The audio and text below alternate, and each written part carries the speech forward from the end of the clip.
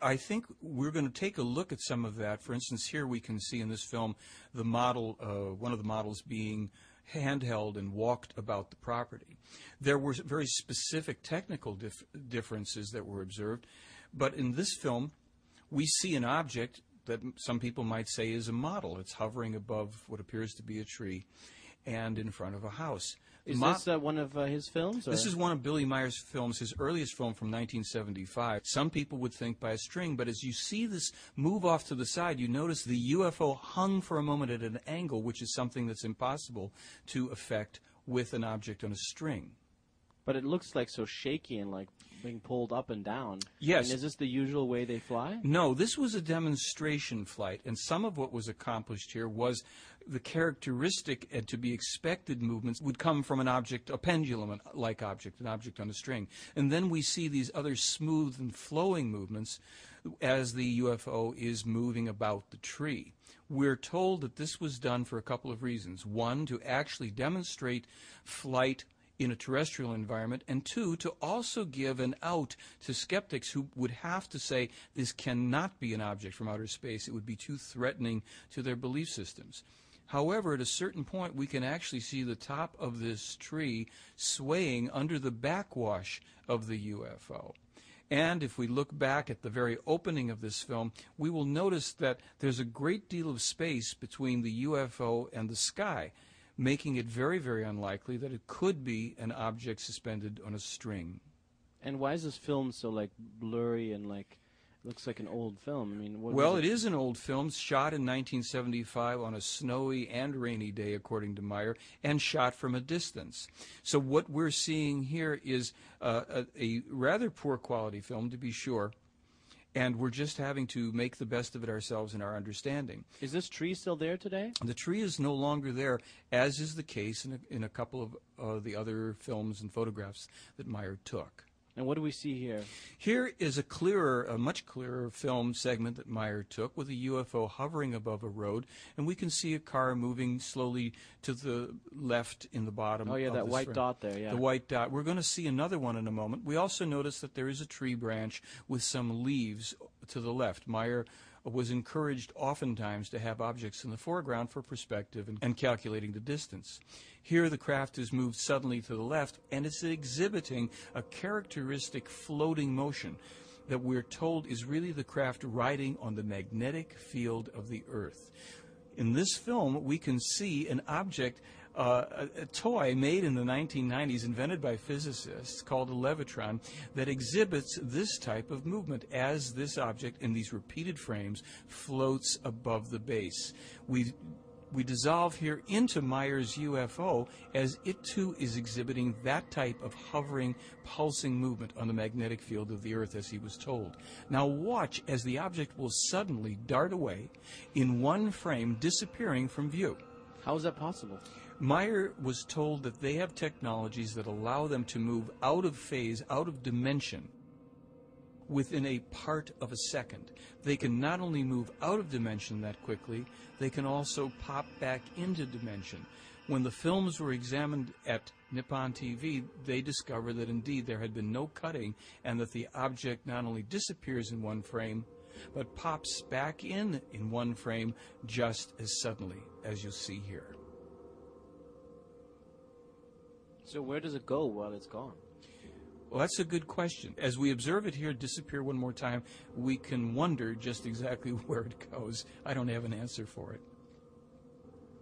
That's Billy Meier in the lower middle of the film. He's walked into the film. He'd set up his camera on a tripod as we again see one of the UFOs hovering in the distance. And again, notice that it has this movement, this slight pulsing up and down movement as it rides on the magnetic field of the Earth.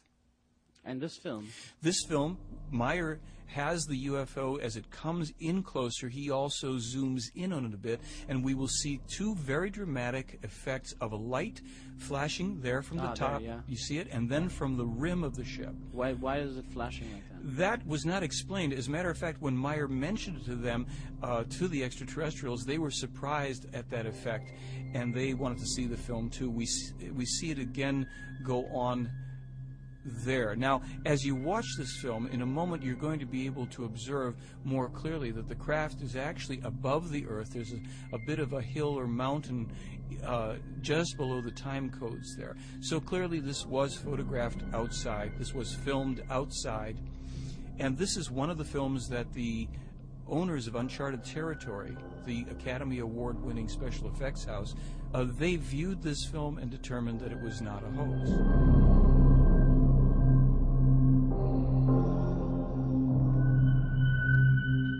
In this film, we see 3 of the UFOs, again in the distance, with tree branches in the foreground, as they hover at slightly different angles in relationship to each other, exhibiting again the pulsing movement and changing distance ever so minutely between them.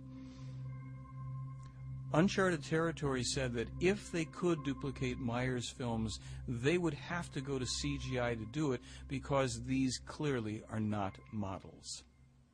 And what is this right here? This is the beginning of a series of photographs that Meier took of what's called a light or energy ship, allegedly piloted by beings from the Andromeda Galaxy who are partially physical and partially non-physical.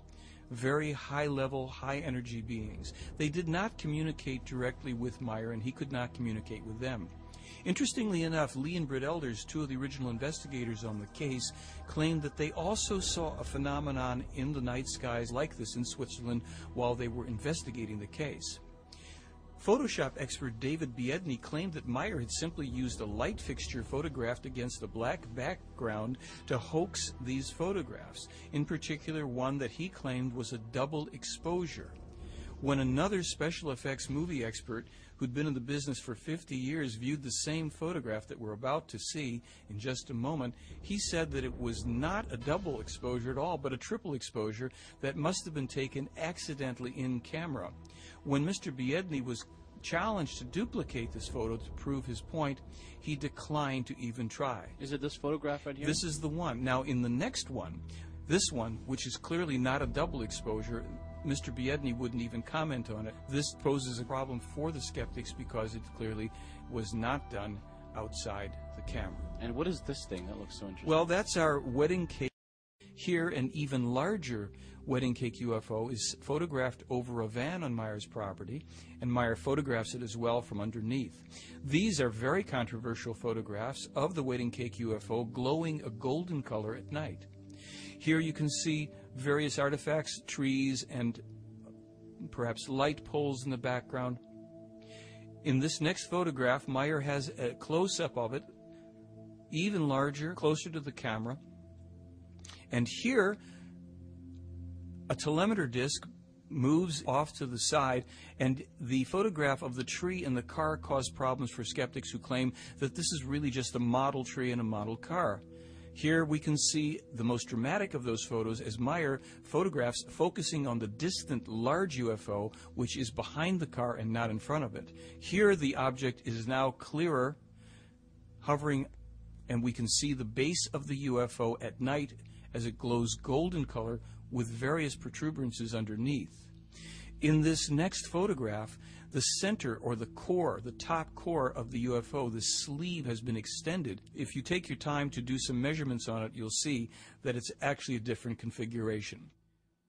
When was this video taken? This was taken in 1981 outside.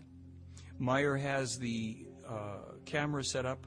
This is his first video camera, and the UFO here is about 200 to 300 feet in the distance as best we can calculate. Meier snaps some of the photographs here. He'll then leave the frame. He'll go out of frame again for a while before coming back in. Some skeptics had claimed that this was really false perspective, that it was a small model tree set up close to the camera. For anybody that's been to Switzerland, rural parts as well, and especially near where Meier lives, many solitary trees appear on these hillsides, and they look all too good to be true unless you're familiar with the fact that there's a very vibrant life force. The trees are clear, solitary in many occasions. Here, this solitary tree has the UFO hovering virtually motionlessly in front of it. How is that possible? In the other films, it was moving. Here, it's like standing still. Well, it seems that the UFOs can be controlled consciously by the Pleiaren. people have to think that through for themselves and see if they accept that idea.